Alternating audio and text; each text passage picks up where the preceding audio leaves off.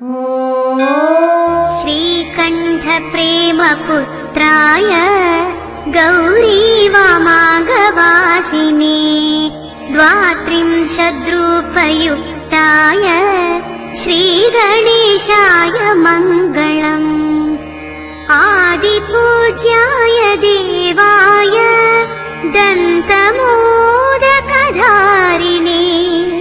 वल्लभा प्राणकान्ताय श्रीगणेशाय मङ्गलम्। लम्बोदराय शान्ताय चन्द्रगर्वापहारिणे गजाननाय प्रभवे